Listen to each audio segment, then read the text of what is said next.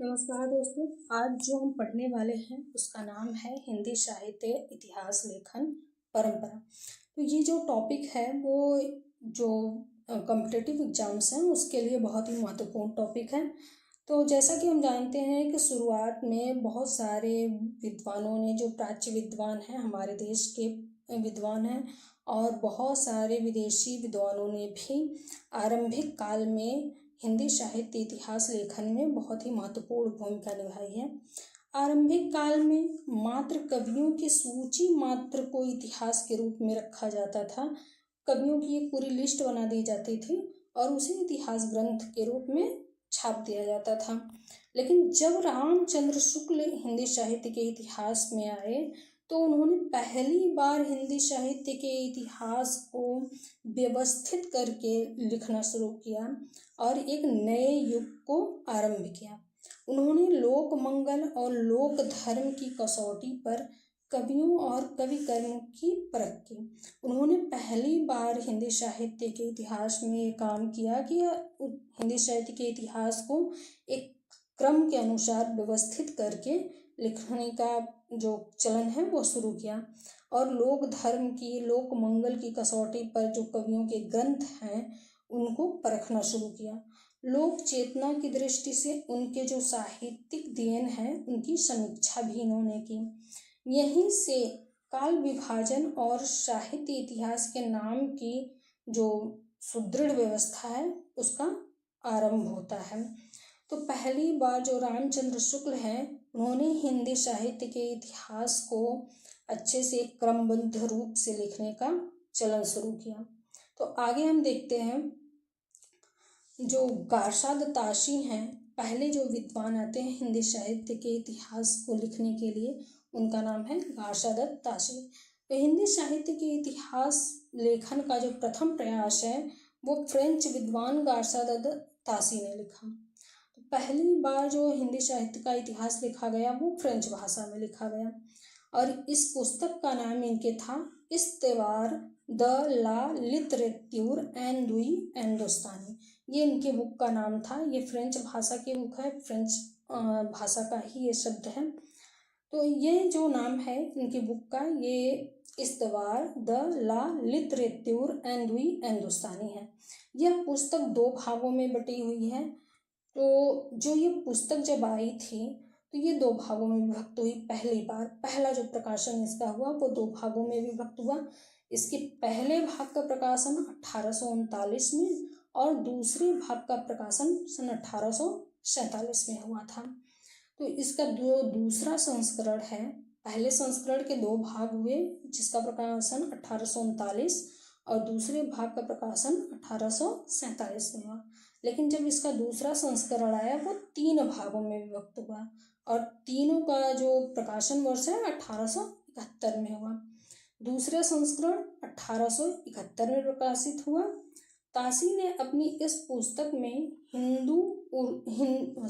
हिंदी और उर्दू के 738 कवियों का विवरण दिया है, जो अंग्रेजी वर्ण क्रमानुसार दिया है। इन्होंने ABCD के हिसाब से जैसे नाम रखे जाते हैं उस हिसाब से उस क्रम में इन्होंने इन कवियों का विवरण दिया है, जिसमें हिंदी के केवल 72 कवि हैं। बाकी सारे शेष कवि जो हैं वो उर्दू के हैं। ताशी के इस ग्रंथ का हिंदी अनुवाद हिंदुई साहित्य का इतिहास नाम से लक्ष्मी सागर वार्ष्णेय ने किया था। जो हिंदुई साहित्य का इतिहास है वह इस्तेवार द ला लिटरेट्यूर एंडुई एंडोस्तानी का अनुवाद है। इसका प्रकाशन 1952 ईस्वी में लक्ष्मी सागर वार्ष्णेय के द्वारा अनुवाद करके प्रकाशित करवाया गया था। और ये जो हिंदी साहित्य का इतिहास जो पहली बार लिखा गया वो फ्रेंच भाषा में लिखा गया है। और जो हिंदी भाषा में पहला लिखा हुआ हिंदी ग्रंथ है, हिंदी साहित्य का इतिहास ग्रंथ है, वह है महेश दत्त शुक्ल द्वारा लिखा गया काव्य भाषा काव्य संग्रह। ये हिंदी में पहली बार जो इतिहास ग्रंथ लिखा गया हिंदी भाषा में, हिंदी का, वह भाषा काव्य संग्रह। इसका प्रकाशन वर्ष 1873 ईस्वी है। तो इसका प्रकाशन वर्ष 1873 ईस्वी भाषा काव्य संग्रह इसका नाम है, जिसके लेखक हैं महेश दत्त शुक्ल जी। ये हिंदी भाषा में लिखा गया है। और जो दूसरा महत्वपूर्ण ग्रंथ जो हिंदी भाषा में ही लिखा गया है वह है शिव सिंह सेंगर द्वारा लिखा गया शिव सिंह सरोज। इसका प्रकाशन वर्ष 1883 ईस्वी है, जिसमें 1000 लगभग 1000 यानी 838 कवियों का विवरण इस पुस्तक में दिया गया है। इनके जीवन चरित्र और कविताओं के उदाहरण भी दिए गए हैं शिव सिंह सेंगर की बुक शिव सिंह सरोज में। अगले जो इतिहास ग्रंथ के लेखक हैं, हिंदी साहित्य के इतिहास ग्रंथ के लेखक हैं, वो हैं जॉर्ज ग्रियर्सन। इनको ही सच्चे अर्थों में हिंदी साहित्य का पहला इतिहासकार लेखक माना जाता है। इनकी बुक का नाम है the modern vernacular literature of Hindustan. इनकी बुक का नाम the modern vernacular literature of Hindustan है। इसका प्रकाशन एशियाटिक सोसाइटी ऑफ बंगाल की पत्रिका के विशेषांक के रूप में हुआ था, जो 1888 में प्रकाशित हुई थी। ये जो ग्रंथ है इसमें ये इंग्लिश में लिखा गया ग्रंथ है और ये इसे ही सबसे पहले हिंदी साहित्य का इतिहास जो है सच्चा इतिहास है उसे माना जाता है। इसका जो अनुवाद है इसको किशोरी लाल गुप्त ने किया था। इसमें लगभग 952 कवियों का विवरण शामिल है। किशोरी लाल गुप्त ने जो इसका अनुवाद किया उसका नाम था हिंदी साहित्य का प्रथम इतिहास। इस नाम से किशोरी लाल गुप्त ने इसका अनुवाद किया। इसका जो प्रकाशन वर्ष है 1957 ईस्वी है। ग्रियर्सन ने कवियों का काल क्रमानुसार वर्गीकरण भी किया, उनकी प्रवृत्तियों को स्पष्ट किया। The modern vernacular literature of Hindustan जो है वो काल खंडों में विभक्त है। इसमें कोई अच्छा आधार नहीं है जो हिंदी साहित्य के इतिहास को बांट सके। तो इसमें जो है काल खंडों में विभक्त किया गया है। प्रत्येक अध्याय एक काल विशेष का सूचक है। ग्रियर्सन ने पहली बार हिंदी साहित्य का भाषा की दृष्टि से क्षेत्र निर्धारण करते हुए संस्कृत, प्राकृत, अरबी, फारसी मिश्रित उर्दू को उससे पृथक किया। इन्होंने ये पहला प्रयास किया, पहली बार हिंदी साहित्य के इतिहास में प्रयास हुआ कि संस्कृत, अरबी, फारसी, प्राकृत आदि जो उर्दू मिश्रित जो भाषाएं थी उसको पृथक किया, अलग किया। हिंदी साहित्य के विकास क्रम को निर्धारित किया इन्होंने और उसको निर्धारण के साथ साथ उसको चारण काव्य, धार्मिक काव्य, प्रेम काव्य और दरबारी काव्य के रूप में बांटा। और इसका जो भक्ति काल है, हिंदी साहित्य के इतिहास का जो भक्ति काल है उसे ग्रियर्सन ने हिंदी साहित्य का स्वर्ण युग माना है। अक्सर ये प्रश्न भी पूछा जाता है कि हिंदी साहित्य के इतिहास में किस काल को स्वर्ण युग माना जाता है, स्वर्ण काल माना जाता है और इसे किसने माना। तो ये ग्रियर्सन है जिन्होंने हिंदी साहित्य के इतिहास में भक्ति काल को स्वर्ण युग माना है। इसके बाद जो इतिहासकार हुए वो थे मिश्र बंधु। मिश्र बंधु जो थे, ये मिश्र बंधु में 3 नाम आते हैं, गणेश बिहारी, श्याम बिहारी और सुखदेव बिहारी मिश्र। ये 3 नाम हैं। इनमें मिश्र बंधु विनोद इन्होंने लिखा। ये इतिहास ग्रंथ इनका 4 भागों में विभक्त है। इसका प्रथम 3 भाग 1913 में और चौथे भाग का प्रकाशन 1934 ईस्वी में हुआ। मिश्र बंधु 4 भागों में विभक्त है। जब पहला जो 3 भाग है उसका 1913 में प्रकाशन और चौथे भाग का 1934 में प्रकाशन हुआ। मिश्र बंधु विनोद में लगभग 4591 कवियों का जीवन वृत्त वर्णित है। इसमें पूरा जीवन वृत्त दिया गया है, जिसका आधार जो रामचंद्र शुक्ल जी भी बताते हैं कि इसी में से मैंने जीवन वृत्त कवियों के ग्रहण किए हैं। इन्होंने अज्ञात कवियों को प्रकाश में लाने का महत्वपूर्ण प्रयास किया। जिन कवियों को हम नहीं जानते हैं उनको सामने लाने का प्रयास मिश्र बंधुओं ने किया। इनकी बुक का नाम है मिश्र बंधु विनोद। जो अगला जो साहित्य लेखक हैं वो हैं एडविन ग्रीव्स। जो एडविन ग्रीव्स हैं इन्होंने लिखा ए स्केच ऑफ हिंदी लिटरेचर, और इसका प्रकाशन जो है 1917 ईस्वी में लिखा। ये एक संक्षिप्त इतिहास है और अंग्रेजी भाषा में लिखा गया है। इसके बाद जो लेखक हुए हैं हिंदी साहित्य इतिहास के वो हैं F.E.K. इनका जो हिस्ट्री ग्रंथ है उसका नाम है ए हिस्ट्री ऑफ हिंदी लिटरेचर। ये इतिहास ग्रंथ इन्होंने लिखा और इसका प्रकाशन 1920 में अंग्रेजी भाषा में किया गया। अभी तक हमने जॉर्ज ग्रियर्सन, एडविन ग्रीव्स और F.E.K. जो हैं इनके तीनों लोगों के इतिहास ग्रंथ जो अंग्रेजी भाषा में हैं। अगले जो इतिहास लेखक हुए उनका नाम है मौलवी करीमुद्दीन। इन्होंने लिखा तज़किरा-ई-शुराई हिंदी। इसका जो प्रकाशन वर्ष है 1848 में, और इसमें 1000 कवियों को शामिल किया गया। इसमें से केवल 62 कवि ही हिंदी के हैं। तो अभी तक हमने देखा जितने भी लोगों ने इतिहास ग्रंथ लिखा उसमें सबसे ज़्यादा उर्दू के कवि, अरबी फारसी के जो कवि हैं, अरबी फारसी मिश्रित जो उर्दू है उसके ही कवि ज़्यादा थे। हिंदी साहित्य इतिहास के कवि बहुत ही कम मात्रा में इन्होंने शामिल किए हैं। इसमें प्रथम बार कालक्रम का ध्यान रखा गया।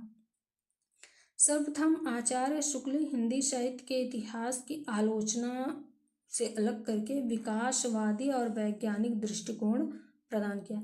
ये आचार्य शुक्ल ही हैं जिन्होंने पहली बार हिंदी साहित्य को आलोचना से अलग किया, और इनका जो इतिहास लेखन का जो पद्धति है वो विकासवादी और वैज्ञानिक पद्धति है।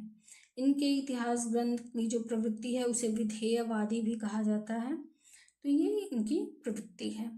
आगे चलते हैं, आचार्य शुक्ल के बारे में देखते हैं। आचार्य शुक्ल का जो इतिहास ग्रंथ है उसका नाम है हिंदी साहित्य का इतिहास।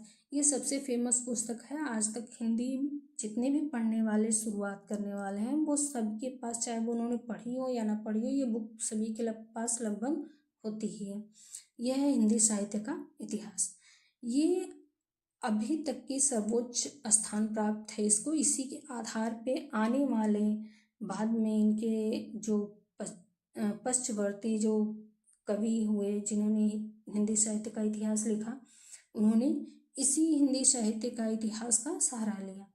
यह इतिहास ग्रंथ मूलतः नागरी प्रचारणी सभा द्वारा प्रकाशित हिंदी शब्द सागर की भूमिका के रूप में पहली बार लिखा गया था। तो ये प्रश्न भी पूछा जाता है कि हिंदी साहित्य का इतिहास रामचंद्र शुक्ल की जो है वो किसके रूप में पहली बार प्रकाशित हुई थी? नागरी प्रचारणी सभा द्वारा हिंदी शब्द सागर की भूमिका के रूप में ये ग्रंथ प्रकाशित हुआ था। ये जो ग्रंथ है ये 1929 में प्रकाशित हुआ हिंदी साहित्य का विकास नाम से। हिंदी साहित्य का विकास नाम से यह पुस्तक पहली बार प्रकाशित हुई। इस इतिहास ग्रंथ लगभग 1000 कवियों को शामिल किया।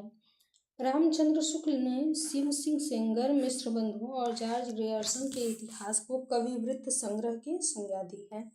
इनसे जो एक प्रश्न ये भी बनता है कि रामचंद्र शुक्ल ने शिव सिंह सेंगर, मिश्र बंधु और ग्रियर्सन के इतिहास ग्रंथ को क्या कहा है? तो उन्होंने कहा है कविवृत्त संग्रह। आचार्य शुक्ल ने काल विभाजन के अंतर्गत हिंदी साहित्य के 900 वर्षों के इतिहास को 4 स्पष्ट कालों में बांटा।